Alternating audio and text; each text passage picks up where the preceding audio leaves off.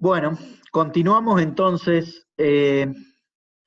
Habíamos visto, ¿sí?, que si nosotros teníamos una molécula no polar y se le acercaba, ¿sí?, una carga eléctrica, como podía ser un ion, ya fuera negativo o positivo, eso hacía que polarizara esa molécula por un instante. De hecho se le llama dipolo inducido, o sea que induciera un dipolo en la molécula que originalmente era no polar, y eso daba lugar a la interacción ion-dipolo inducido.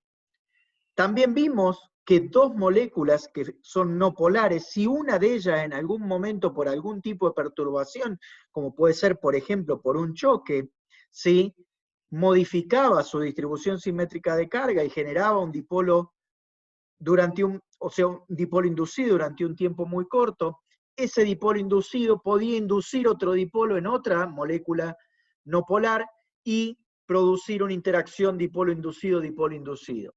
Con lo cual nos resulta muy raro que si a una molécula no polar le acercamos una molécula polar, como el agua, por ejemplo, ¿sí?, se genere se genere en esa molécula que era no polar un dipolo inducido, ¿sí?, o sea, una distribución asimétrica de carga durante un tiempo muy corto, que es el tiempo que esté esa molécula polar cerca de la molécula no polar, y entre ese dipolo inducido y el dipolo permanente de la molécula polar, establecerse una interacción conocida como dipolo-dipolo inducido, ¿sí? Como ven, siempre la interacción tiene dos partes, ¿sí? Las dos partes interactuantes. Si lo que interaccionan es un ion con un ion, la interacción es ion-ion.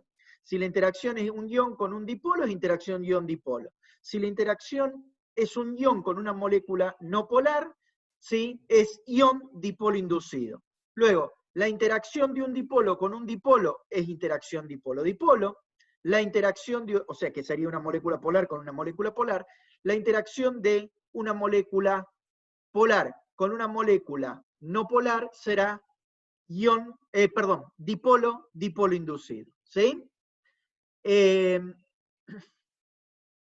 O sea que la interacción dipolo-dipolo inducido se va a producir entre moléculas que son una polar y la otra es no polar. O sea, uno con un momento dipolar permanente, que en este caso sería el agua, y la otra con un momento dipolar nulo, pero que al acercarse, ¿sí?, y bajo el campo eléctrico producido por este dipolo, se produce una distribución asimétrica de carga y de esa manera una interacción dipolo inducido-dipolo. ¿Sí?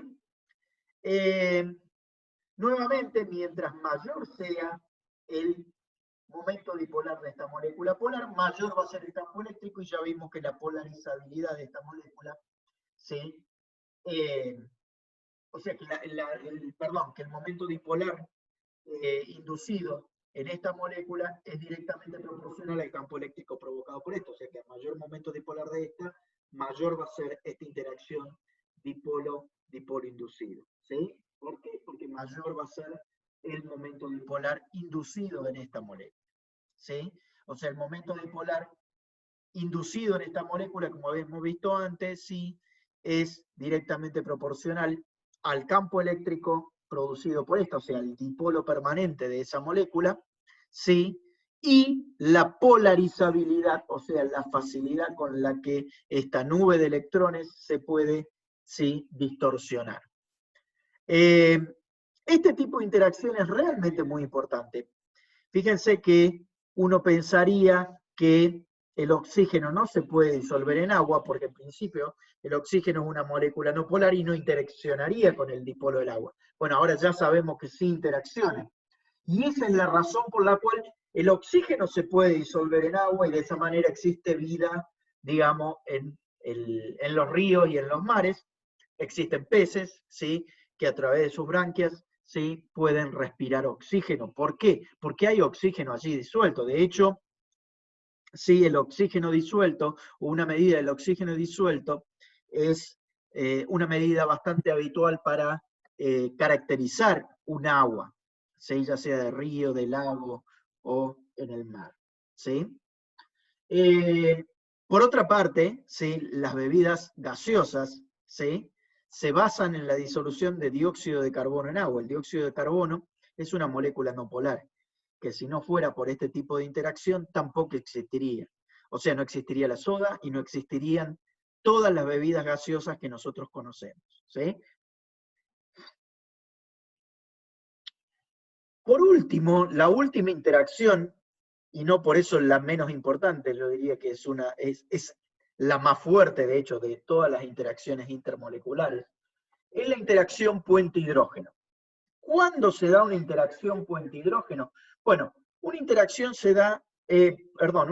puente-hidrógeno se da entre moléculas que tienen átomos de hidrógeno unidos a átomos muy electronegativos, como es el caso del oxígeno, el nitrógeno y el flúor. ¿Sí? Por ejemplo, acá tenemos, fíjense, una molécula de agua. ¿Qué pasa cuando otra molécula de agua está lo suficientemente cerca? Bueno, ustedes saben que sobre este hidrógeno se genera una densidad de carga positiva, y en este oxígeno hay una densidad de carga negativa. Por lo tanto, tenemos una densidad de carga positiva, densidad de carga negativa, densidad de carga positiva, densidad de carga negativa, densidad de carga positiva. O sea, entre este hidrógeno y este oxígeno se establece una interacción fuerte que se conoce como interacción puente-hidrógeno. ¿Por qué se le llama puente-hidrógeno? Porque el hidrógeno sería el puente entre estas dos moléculas de agua. Y así fíjense que cada molécula de agua puede formar, ¿sí?, hasta 4 puentes de hidrógenos con otras moléculas de agua, ¿sí? Fíjense, por ejemplo esta, bueno, aquí no hay ninguna que tenga los 4, o sea, esta molécula de agua está formando un puente de hidrógeno con esta molécula de agua, está formando otro puente de hidrógeno con esta molécula de agua. Este puente de hidrógeno que aquí está marcado con esta misma molécula de agua podría estar formándolo con otra, y aquí evidentemente debe haber otra molécula de agua formando este puente de hidrógeno con otra molécula de agua. ¿Sí? O sea, dependiendo de la posición, por ejemplo, fíjense en esta molécula central, forma un puente de hidrógeno con esa molécula de agua, otro puente de hidrógeno con esta molécula de agua, otro puente de hidrógeno con esta molécula de agua. Y aquí no está marcado, pero aquí podría, dependiendo de la distancia a la que se encuentra, podría estar formando otro puente de hidrógeno entre ese oxígeno y este hidrógeno. ¿Sí? ¿Cuál es la característica que tienen que tener? Bueno, tiene que tener una alta densidad de carga negativa, ¿sí?, acá, de manera tal de que acá haya una alta densidad de carga positiva, una densidad alta de carga negativa. O sea, este enlace entre este átomo y el hidrógeno tiene que ser muy polar. Para que sea muy polar, este átomo que está acá tiene que ser muy electronegativo. Por eso que únicamente el flúor, el nitrógeno y el oxígeno son lo suficientemente electronegativos como para generar esa polaridad de enlace acá y producir este enlace puente hidrógeno acá. El cloro y el azufre también lo hacen, pero en mucho menor medida, ¿sí? Entonces prácticamente nosotros aquí, para este curso, no lo vamos a considerar como que tienen capacidad de formar puente hidrógeno, aunque en la realidad se ha visto que sí, pero como les decía anteriormente, en mucho menor medida. Este tipo de interacciones, conocidas como puente hidrógeno y denotadas por puntos, ¿sí?, es una interacción realmente muy fuerte. Es algo intermedio entre lo que sería una interacción dipolo-dipolo y un enlace covalente. De hecho, dice que se puede considerar como una interacción dipolo-dipolo fuerte o un enlace covalente débil. De todos modos, si bien en muchos libros ustedes esta interacción la van a encontrar como interacción o como enlace, en muchos casos enlace puente hidrógeno, ¿sí?, hay que tener muy claro, ¿sí?, que esto es una interacción y no es una unión química. De hecho, no es una unión química, no confundir con eso. Es una interacción intermolecular, ¿sí? Las uniones químicas son intramoleculares, ¿sí? Y este no es el caso. No es lo suficientemente fuerte como para ser considerado, digamos, un enlace. ¿Estamos? Entonces, aquí hay algunos ejemplos de enlaces puente hidrógeno que incluyen, por ejemplo, la molécula de fluoruro de hidrógeno, entre el agua, entre el amoníaco, ¿sí? Son algunos ejemplos. Aquí vamos a ver en esta otra, en este gráfico, digamos, la importancia que tiene la unión puente hidrógeno, por ejemplo, para la vida. no existiría el planeta Tierra como nosotros lo conocemos si no fuera gracias al puente hidrógeno. Tampoco existiría la vida si no fuera por el enlace puente hidrógeno. Vamos a ver por qué no existiría la Tierra como nosotros la conocemos, ¿sí? El agua, en condiciones estándar de presión y temperatura, o sea, una atmósfera de presión, 25 grados centígrados de temperatura, es un líquido. Sin embargo, si nosotros prestamos atención, fíjense que acá está graficado el punto de ebullición, ¿sí?, versus hidruros de los elementos del grupo 15, 16 y 17. Los elementos del grupo 15, o sea, el grupo 15 es el grupo del nitrógeno, el grupo 16 es el grupo del oxígeno, y el grupo 17 es el grupo de los halógenos, ¿sí? O sea, del flúor. Fíjense si nosotros nos centramos en el grupo 15. Vamos al grupo del oxígeno, que es el que nos interesa, el del agua, ¿sí?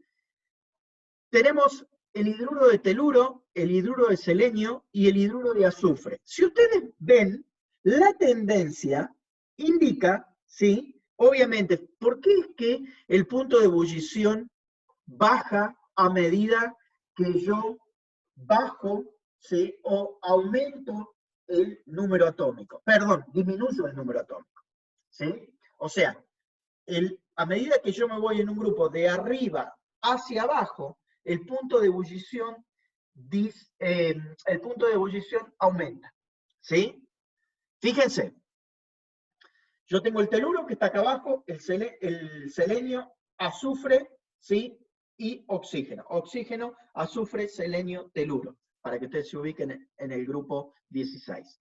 Bueno, a medida que el átomo se hace más grande, ¿sí?, el punto de ebullición aumenta. ¿Por qué? Bueno, porque la nube electrónica es más grande, ¿sí? ¿Y qué tipo de interacción hay aquí? ¿Sí? ¿Qué tipo de interacción hay aquí? Bueno, son todas moléculas polares como es el agua, ¿sí? Son todas en forma de B, como es el agua, entonces tienen un momento dipolar, ¿sí?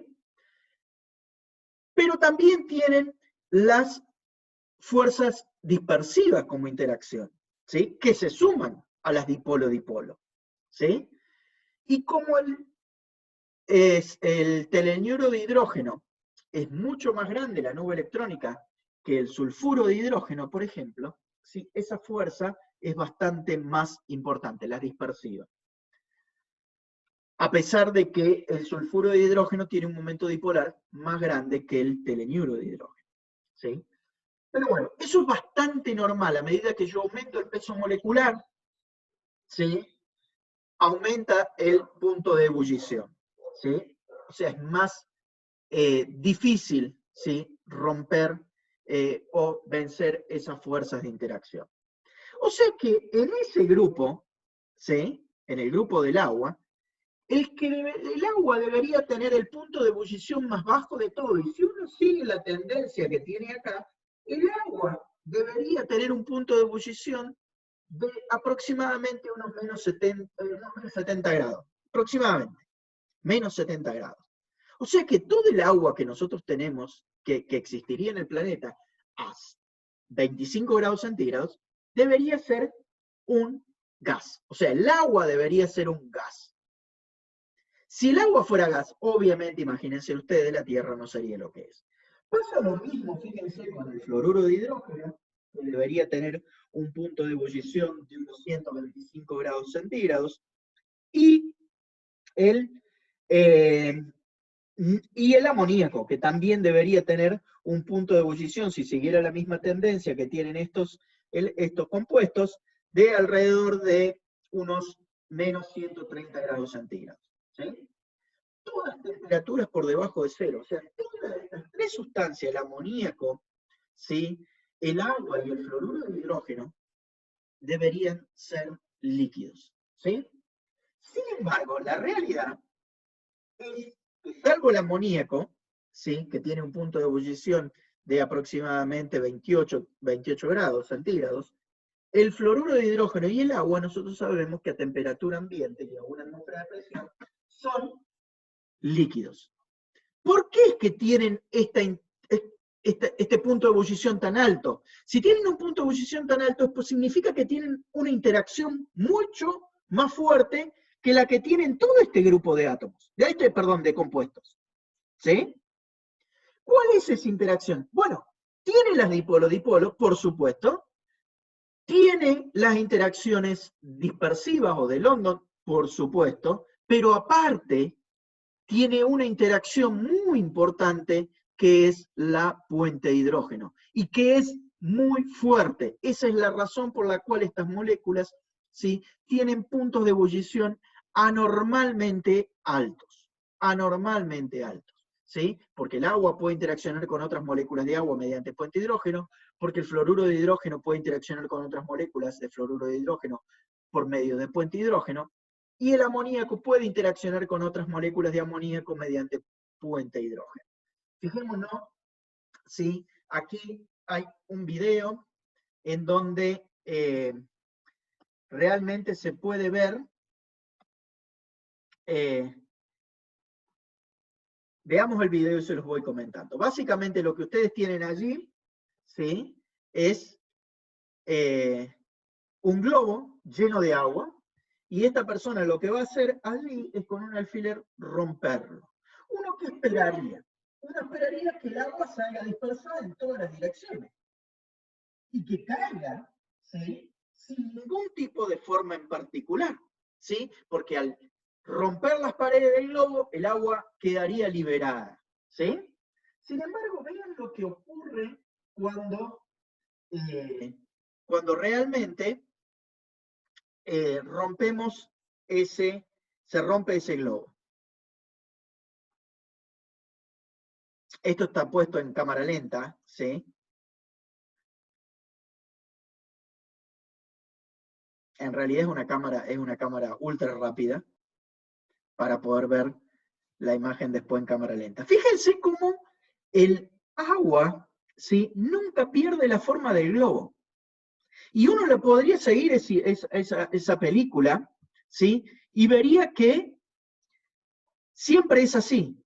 En un primer momento se desparrama un poco de agua por el mismo golpe, ¿sí?, de la goma que forma el globo, pero fíjense que cae con la misma forma que tenía. ¿A qué se debe eso? Bueno, a que las moléculas de agua interaccionan muy fuerte entre sí, ¿sí?, y por eso mantienen la forma. ¿Se entiende? O sea, eso que mantenga la forma, ¿sí?, se debe a las interacciones muy fuertes que existen en el agua, ¿sí? ¿Qué sería la sumatoria? Es principalmente la puente de hidrógeno, y después tenemos dipolo-dipolo y también tenemos interacciones del tipo dispersiva que están en todos los casos, ¿sí?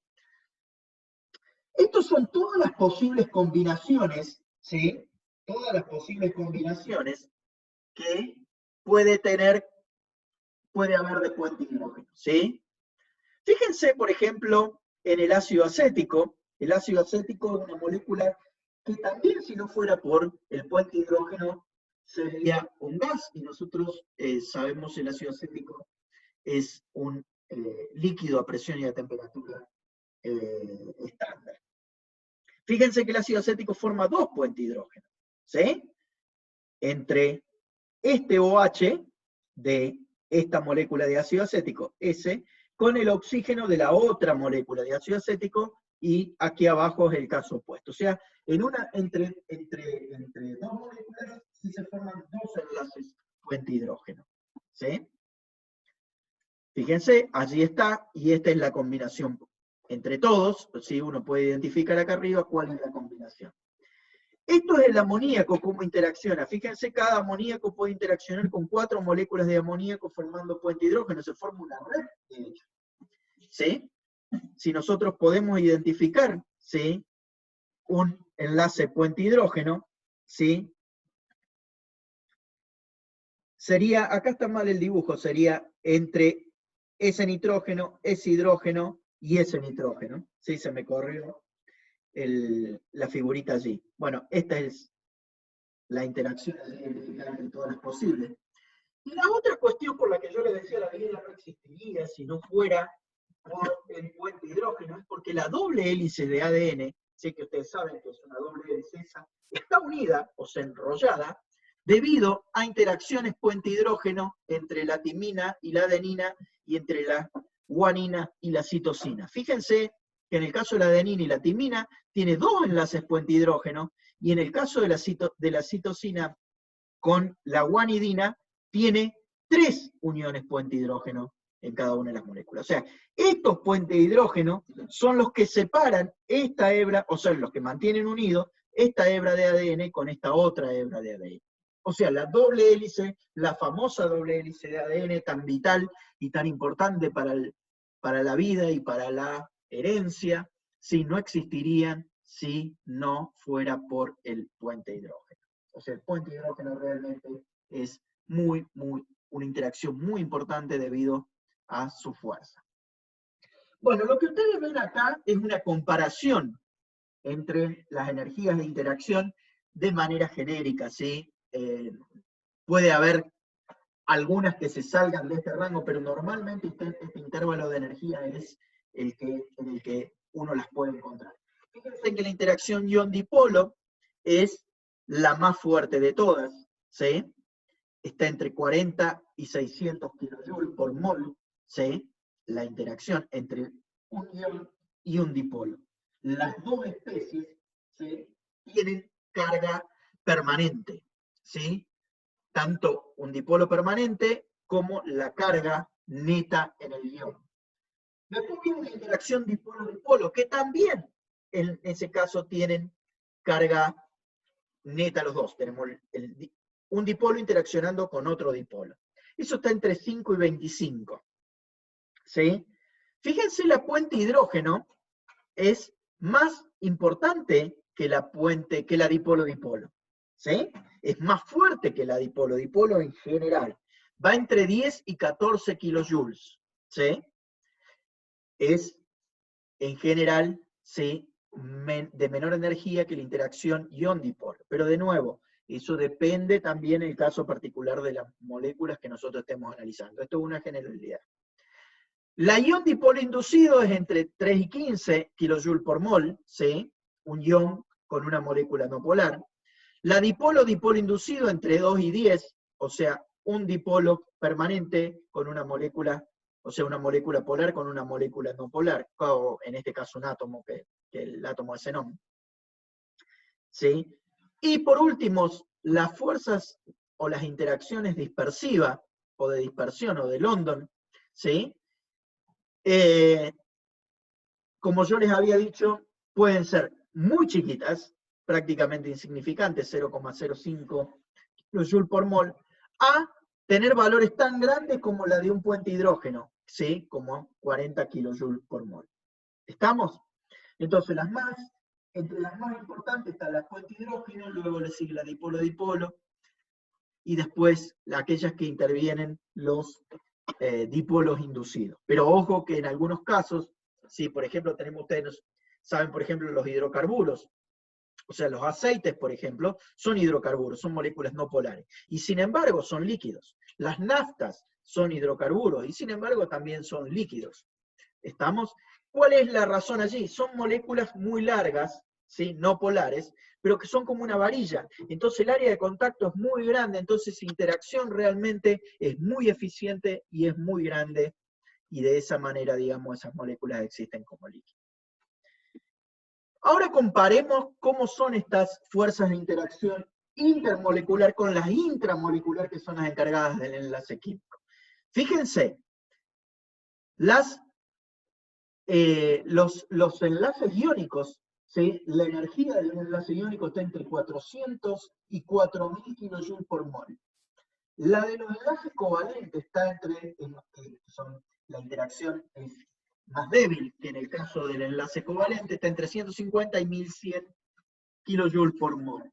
Y el enlace metálico es bastante parecido a lo que sería un enlace covalente, ¿sí? Está entre 75 y 1000 kJ por mol. Fíjense en que en todos los casos, comparen estos valores con estos valores que son lo de las interacciones intermoleculares.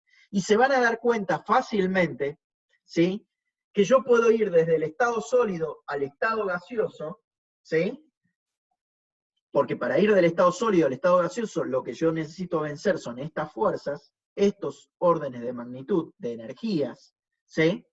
Sin embargo, esas energías están lejísimos de estas, que son las que involucran el enlace químico. O sea que yo voy a ir desde el estado sólido al estado líquido entregándole energía, ¿sí? Sin embargo, esa energía nunca va a ser suficiente para romper un enlace químico y cambiar la naturaleza de esa sustancia en general. Hay moléculas que obviamente se descomponen antes de alcanzar el estado gaseoso. Eso también ocurre, ¿sí? Que se rompen los enlaces químicos, o sea que la energía de, por ejemplo, de interacción intermolecular es más grande que la del enlace químico, pero no es lo habitual, no es lo habitual. ¿Sí? Lo habitual es que las fuerzas intermoleculares sean por lo menos 1 o 2 órdenes de magnitud más bajas que las intermoleculares, 1 o 2 órdenes de magnitud más bajas que las intramoleculares. ¿Sí? Eso les tiene que quedar muy, muy claro. Entonces, resumiendo, la intensidad de la fuerza depende de la carga del ion. Si hay un ion involucrado, a mayor carga del ion, mayor va a ser la fuerza de interacción. La polaridad de la molécula, si lo que intervienen son moléculas polares, o sea, moléculas con momento dipolar permanente, mientras mayor sea el momento dipolar, ¿sí?, mayor va a ser la fuerza de interacción, de la interacción. Y por último, cuando intervienen moléculas no polares, ¿sí?, a mayor polarizabilidad de la nube electrónica, ¿sí?, mayor va a ser la fuerza de interacción. ¿Estamos? Una cosa importante es que las interacciones de London o dispersivas están presentes en todas las moléculas porque todas tienen nube electrónica y se debe a la polarizabilidad de la nube electrónica, o sea que todas tienen interacciones de London. ¿Sí? Entonces, en el agua, ¿hay interacciones de London? Por supuesto que las hay. Lo que ocurre es que el puente hidrógeno, la interacción puente-hidrógeno, desde el punto de vista energético, es mucho más grande que la interacción del tipo London, y por eso suma muy poco, ¿sí?, la de London a la energía general o global de la interacción agua-agua. Pero existe, están en todos los casos. ¿Sí? Entonces, yo siempre tengo que tener en cuenta que la interacción de London está presente. Es como el sol en el día nublado. ¿Sí? Está. El sol está siempre, en los días nublados y en los días soleados. Que no lo veamos es otra cuestión. En general, ¿sí?, ninguna de las fuerzas intermoleculares es más intensa que los enlaces químicos y que las fuerzas intramoleculares. Y eso es algo que tiene que quedar muy, muy claro, como se los dije anteriormente. Bueno, ustedes me dirán, bueno, supónganse que yo ahora les doy cualquier molécula y les digo, díganme cuáles son las interacciones, ¿sí?, que va a haber entre estas moléculas. Y ustedes me dirán, esto es un lío, porque realmente hace una hora que me estás hablando de interacciones, o sea, hay un montón de interacciones. ¿Cuál de ellas es la que posiblemente intervenga en esa molécula, o al menos la que sea más importante para esa molécula? Bueno, y aquí yo les hice un esquemita en donde uno fácilmente puede ir viendo qué tipo de interacción va a haber presente. ¿Sí? La primera pregunta es si participan iones. ¿Sí? Si participan iones, hay dos posibles respuestas, o sí o no. ¿Sí? Supongamos que decimos que sí participan iones. Entonces la siguiente pregunta es si están presentes moléculas polares o no polares. ¿Sí? Entonces, por ejemplo, si decimos que no hay moléculas polares o no polares, significa que únicamente hay iones. Y si hay iones, la única interacción posible es la ion-ion. No hay otra. ¿Qué pasa si hay moléculas polares o no polares? Bueno, la pregunta es si hay no polares, por ejemplo, tengo un ion y una molécula no polar. Bueno, la única interacción posible es la ion dipolo inducido. Si hay moléculas polares, quiere decir que tengo una molécula que tiene un momento dipolar permanente, entonces la interacción va a ser ion dipolo. ¿Está claro? O sea que si participan iones, ¿sí? O es ion, o es ion dipolo, o es ion dipolo inducido. No hay otra opción. ¿Qué pasa si no hay o no participan iones en esta interacción? Bueno, la primera pregunta que uno se tiene que hacer es si participan moléculas polares. Si no participan moléculas polares, no participan iones, no participan moléculas polares, la única posibilidad es que lo que estén interactuando sean moléculas no polares. Y si lo que están interactuando son moléculas no polares, la única tipo de interacción son las dispersivas o de London, ¿sí? No hay otra. Ahora, si participan moléculas polares, ¿sí? La siguiente pregunta que hay que hacer es si hay átomos de hidrógeno unidos a átomos muy electronegativos como son nitrógeno, flúor, oxígeno. ¿Sí? Si la respuesta es sí, entonces la interacción es puente-hidrógeno. Si la respuesta es no, la interacción es dipolo-dipolo. ¿Estamos claros? No es tan complicado. No es tan complicado. Sí, hay únicamente 3 tipos de especies que pueden estar participando. Iones, o moléculas, o átomos, que pueden ser.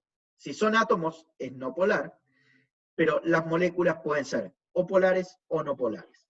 Y punto. Y no hay otra opción. ¿Sí? Entonces no es tan complicado. Estas fuerzas intermoleculares, ¿sí? Son las responsables o son las que uno tiene que vencer entregándole energía, ¿sí? Para pasar del estado sólido al estado líquido o al estado gaseoso. ¿Sí? Son las fuerzas que mantienen unidas las moléculas. ¿Qué dijimos? En el estado sólido, las moléculas están fuertemente unidas. ¿Cuál es esa interacción? Bueno, estas, las intermoleculares. ¿Qué pasa cuando yo le voy entregando energía? Cada vez la energía cinética es más grande, más grande, más grande, más grande, porque yo le estoy entregando energía, esa energía se transforma en energía cinética, o sea, en movimiento, la velocidad de las partículas aumentan. Digo partículas porque pueden ser iones, pueden ser moléculas o pueden ser átomos, ¿sí? Empiezan a vibrar, cada vez vibran más fuerte, hasta que esa energía cinética es más grande que la energía de interacción, y entonces una partícula se puede empezar a mover con respecto a la otra, y ahora las partículas fluyen. Si las partículas pueden fluir, entonces significa que pasé al estado líquido.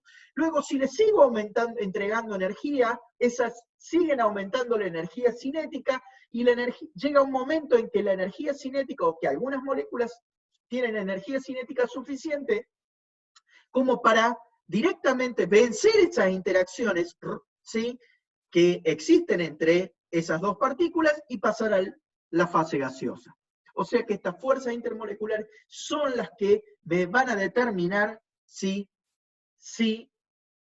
por ejemplo, en condiciones estándar de presión y temperatura, esa sustancia va a ser sólida, va a ser líquida o va a estar en forma de gas. ¿Sí? Entonces las fuerzas intermoleculares están muy relacionadas con las propiedades físico-químicas que tienen las sustancias. ¿Sí? A mayor fuerza intermolecular, mayor punto de fusión, mayor punto de ebullición, y vamos a ver que mayor tensión superficial, mayor viscosidad, ¿sí? Aquí lo que ven a la derecha es cómo se le llaman a cada uno de esos cambios de estado. Por ejemplo, pasar de estado sólido a estado gaseoso se llama sublimación, pasar de estado gaseoso a estado sólido, es el proceso inverso, se llama deposición. Pasar de estado sólido a estado líquido se llama fusión, pasar de estado líquido a sólido se llama solidificación, pasar de estado líquido a estado gaseoso se llama vaporización o ebullición, ¿sí? Y pasar del estado gaseoso al estado líquido se llama condensación o licuación, ¿sí? Esos son todos los procesos, ¿sí?, que yo le puedo producir o todos los cambios de estados posibles. ¿Estamos? Aquí hay un cuadro en donde se muestran distintas sustancias, ¿sí?, que tienen distintas características, y el punto de ebullición y el punto de fusión. ¿Sí? Fíjense que está el tipo de sustancia, el tipo de enlace, la interacción o sea, estos serían las interacciones intramoleculares, las intermoleculares, predominante, la más importante, el punto de fusión y el punto de ebullición, ¿sí? Que en cierta medida me dice cuán fuerte están interaccionando estas especies, ¿sí? Tenemos cloruro de sodio, que es una especie iónica, ¿sí?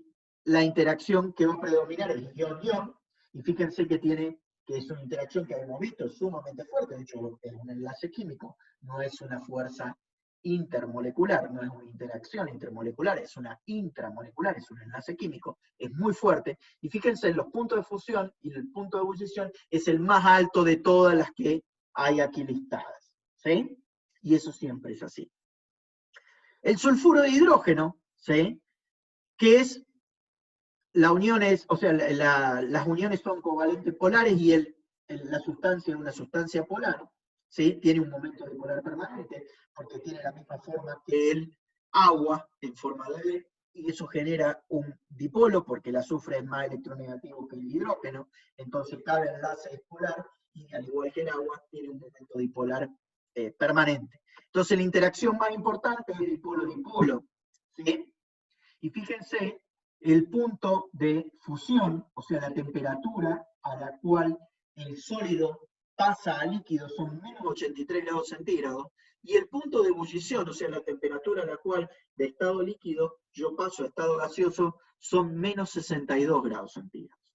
¿Sí? O sea, el sulfuro de hidrógeno a presión, a una atmósfera de presión y 25 grados centígrados de temperatura, es un gas. El agua también es una molécula polar, pero tiene un hidrógeno unido a un oxígeno, que es muy electronegativo. Entonces, esta molécula, como ya vimos, tiene capacidad de formar puente hidrógeno, esa es la interacción predominante, y fíjense que el punto de fusión es mucho más alto, ¿sí? 83 grados centígrados más alto, de hecho, y el punto de ebullición es 162 grados centígrados más alto que el sulfuro de hidrógeno. Cuando en realidad, si uno mira la tendencia, estos valores deberían ser más bajos que estos valores si no fuera por el puente hidrógeno. O sea, esa diferencia extra es debido al puente hidrógeno pura y exclusivamente. En el caso del metano, es una molécula que es, los enlaces son covalentes, son poco polares, y la molécula en total, como tiene estructura tetraédrica, si todos los dipolos se anulan, es no polar. ¿Sí? Fíjense, tiene 10 electrones en total, la nube electrónica del metano. ¿Sí?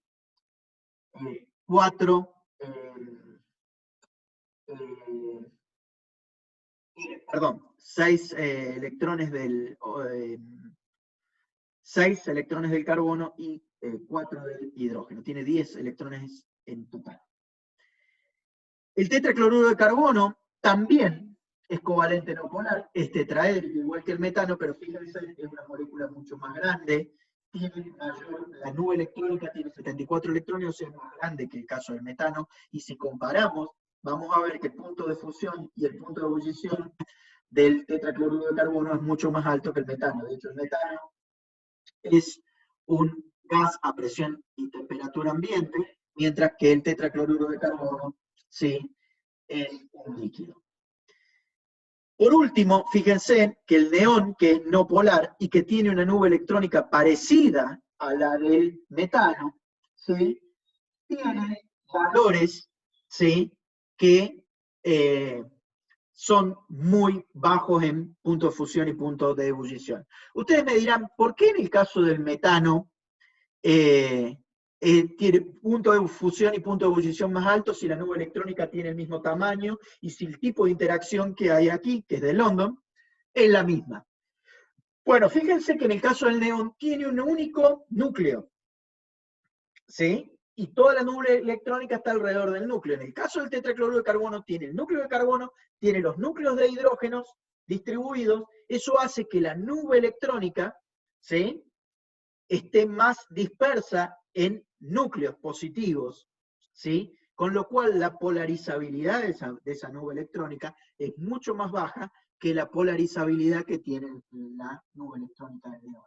la nube electrónica del neón es más flexible a ser deformada que en el caso de la nube electrónica del metano. Esa es la razón por la cual el metano tiene puntos de fusión y puntos de ebullición más altos. O sea, la interacción metano-metano es más importante de London, es más importante que la interacción entre dos átomos de neón entre sí. Bien, terminamos aquí. Con en el próximo video vamos a hablar de gases.